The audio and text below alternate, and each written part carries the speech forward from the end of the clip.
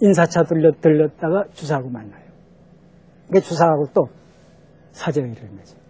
그래서 이 옹방강의 호가 담계이기 때문에 주사가 나중에 호를 보담제라고 하는 호를 썼고, 또 완원의 제자라고 그래서 완당이라고 쓴 겁니다.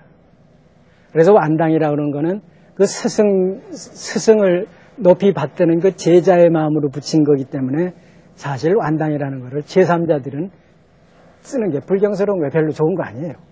그러니까 주사한테는 주사 친구들도 추사영당이라고, 추사영실이라고 그러고 추사라고 썼지, 이 완당이라고 쓰는 거는 완당 자신만 씁니다. 특히 노년으로 가면서 그 겸손한 생각이거든. 완원의 제자라는 그런 의미로 이제 쓴 경우가 많아요. 어쨌든 이제 주사가 그래서 이제 중국에 가가지고 청조 고정학을 직접 접하고 금속 고정하는 방법을 배우고 그러고 돌아와요. 돌아오니까 그때가 이제 25이죠. 25세 돌아와서는 이게 중국의 그 옹방강체의 글씨와 자신이 조부한테 배웠던 그 글씨를 섞어서 이런 아주 정중한 체, 원만하고 정중한 서체로 아주 곱게 쓰죠. 곱게 써나갑니다. 그게 33살 때 아까 쓴 건데, 그런데 이게 37살에 쓴 글씨예요. 그래서 이제 옹방강하고 관계가 깊어지면서 옹방강에 많은 제자들이 추사하고 이제 그 친교를 맺기 위해서 편지를 많이 보내죠. 이 편지 보내면, 지금은 편지 답장 안 해도 큰 욕이 안 되지만 예전에는 편지 보내면 반드시 편지 답장을 해야 돼요. 그러니까 추사글씨 갖고 싶은 사람은 편지하죠, 괜히. 편지하면 답장 받으면 그 추사글씨가 되니까. 그래서 중국 학자들이 많은 사람들이 편지를 해서 이제 보내고 또 무슨 글씨 써달라 뭐 이러게 되는데, 그렇게 되려면은 추사글씨를 그쪽 사람들이 인정을 해야 되죠.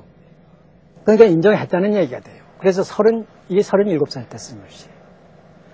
여기서는 여러분들 벌써 보면은 이게 글씨로서 그 문자로서 그 얌전하게 뭘 표시하기 위해서 이렇게 쓴 글씨는 아니다 하는 느낌이 들죠. 이건 그림이지. 이제 벌써 그림으로 들어갔지 글씨는 아니라는 생각이 들죠. 그래서 추사는 이 글씨로서 이쁘게 잘 쓰려고 글씨를 잘 쓴 거 아니에요. 글씨를 이미 그림으로 보기 시작했어요. 그거는 전 시간에 얘기했지만은 이 고정학을 하는 과정 중에서 금석문을 이제 다뤄야 되니까 한나라 때 비석 문자를, 비석은 한 번 세우면은 그게 변개가 안 되니까 이게 돌에 새겨놨으니까 그게 원형 그대로거든요. 그래서 원형 그대로 그 내용을 처음엔 보기 위해서 그걸 탁본을 해가지고 봤는데, 내용 탁본을 해서 보니까 글씨가 그렇게 아름다울 수가 없어요. 글씨 발전 과정에서의 후한 시대가 8분 예서라고 하는 그 글씨체가 이제 출현했을 때인데, 이 8분 예서는 회화성을 극대화시킨 시대입니다. 그래가지고 붓이 막 발명이 되고 종이가 발명이 되고 해가지고 이 운필, 붓도 이제 끝이 뾰족한 붓을 발명을 해냈어요. 그래서 그 획을 자유롭게 만들어낼 수 있는 그런 시대가 되는데, 이 후한 시대라는 건 유교 이념으로 다스려지던 때라 돼서 그 충효를 빛내기 위해서, 사람이 충효를 빛내는데 살아생전에 하면은 그게 별로 남한테 드러나지 않지만 죽은 뒤에 충효를 하려면 뭐를 해야 됩니까? 비석 해세우는 거죠. 비석을 해세우니까 명필, 명문장이 필요해요. 그래서 많은 명필들이 쏟아지는데, 그 명필들이 이제, 그러니까 명필을 요구하니까 정말 명필이 나오는 거예요. 그래서 그 사람들이 갖가지 방법으로 그 회화성을 극대화시킨 겁니다. 그러니까 8분 예서가 가지는 그 회화적인 아름다움, 이게 사실은 글씨가 본래, 상형 문자가 본래 가지고 있던 아름다움이죠. 그걸 자꾸 절제하고 드러나지 못하게 했기 때문에 발현을 못했던 건데, 이때 한껏 발현된 거예요. 여기서 이 후한 8분서가 가지는 그 회화적인 아름다움을 추사는 이거를 취해야 되겠구나 하는 생각을 한 거예요. 그래서 그 8분 예서체에다가, 이것도 기본적인 거는 8분 예서기가 지금 여기 들어있는 겁니다. 근데 이건 행서거든요. 그냥 행서인데, 그러니까 추사는 8분 예서기를 그 이후에 또 그 이전에 발전했던 중국의 중국과 우리나라의 서해사의 모든 그 진전 과정을 예설을 중심으로 통합을 시키는 거예요. 이 생각을 하는 거예요.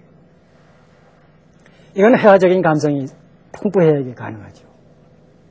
그래서 한자는 이 포백이라고 그래가지고 그 글자의 구성, 또 글자와 글자 사이의 그 간격 조정, 또 이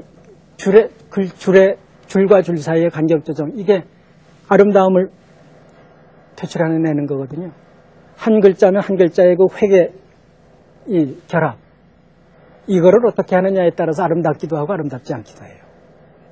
근데 중국 사람들은 이론적으로는 그걸 이제 8분서체를 배워야 된다는 걸 이론 체계로는 해놨어요.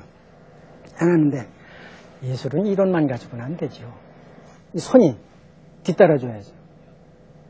근데 중국은 대륙이 넓어서 이제 가지런하게 하는 거는 잘해요. 우리나라 산천은 어떻습니까? 그야말로 금수강산이죠. 오밀조밀 모두. 그러니까 겸재 그림에서도 보셨지만 우리나라 사람들은 중국 사람들이 상상할 수 없는 이 구도의 묘를 화면을 오밀조밀하게 구성해내는 그건 우리가 늘상 보고 사니까. 우리 한번 어디를 가보세요. 서울만 봐도 그냥 그 오밀조밀한 맛이 좀 많아요. 이 맛은 아무 민족도 아무 나라도 따라올 수 없어요. 그건 우리가 참 아주 나서부터 그 보고 자란 거기 때문에.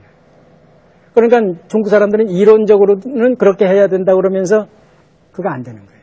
안 되는 걸 수사는 가서 듣고 나서 바로 이거구나 하고 돌아올 수 있었단 말이에요. 그거는 주사 자신이 진경시대 문화를 이끌어가던 중추감 집안으로 우리 고유한 문화인 진경문화를 이미 습득하고 있었기 때문에 그게 가능했던 겁니다. 그 외래 문화를 처음 이렇게 받아들이면 그게 이해가 안 되는 건데 중국도 이미 성리학에서부터 발전돼 나간 진전해 나간 과정이 고정학이었고 우리는 그런 게 필요한 단계에 와 있는데 중국보다 우리는 진경문화 시대라는 한 시대를 더 겪었단 말이에요. 바로 이게 바로 세계화고 세계에서 으뜸이 되는 길이에요. 우리 거를 놓치지 말아야 돼요. 추상은 그랬단 말이에요. 진경문화의 전통은 한